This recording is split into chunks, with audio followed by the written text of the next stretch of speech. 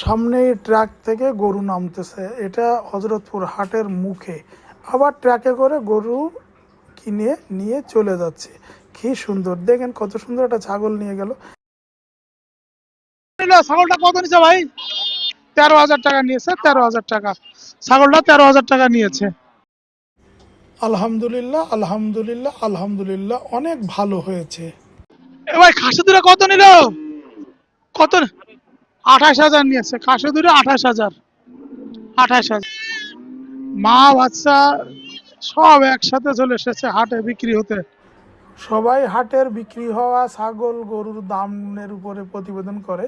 আমরা এই ধরনের একটা প্রতিবেদন করার জন্য গেটে দাঁড়িয়েছি, কিন্তু ভাগ্যটা ওরকমভাবে প্রসন্ন হয়নি এখনো। এখন হাটে কেবল গরু ছাগল আসছে, কিন্তু যারা কিনে নিয়ে যাচ্ছে সেগুলো তো আমরা আপনাদের জানানোর চেষ্টা করছেন। কত সুন্দর একটা গাভী বাচ্চা সহ আবার দুটো মানে দেশাল গরু আসলো।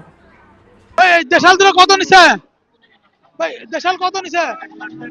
হ্যাঁ, 1,13,000।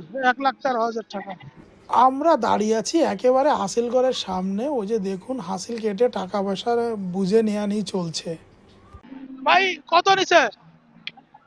90 চুরানব্বই। চুরানব্বই ভাই কত নিছে? 20,000 টাকা। 20,000 টাকা নিয়েছে এই বক। দোয়া করি যেন বাচ্চাটা বেঁচে থাকে।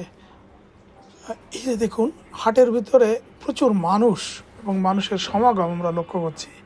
যে এখানে মনে হচ্ছে কোনো একটা গ্যাঞ্জাম হচ্ছে। এই যে ব্যাপারীরা দেবো না দেবো না, দেখুন টানাটানি শুরু হয়ে গেছে। এটা কিন্তু হাটে এরকম টানাটানি হয়, এরকমভাবেই কিন্তু হয়। যদি কোনো গরুর বেচা কেনার সময় অনেক দালাল জুটে যায়, সেক্ষেত্রে এই ধরনের কর্মকাণ্ডই আমরা দেখতে পাই।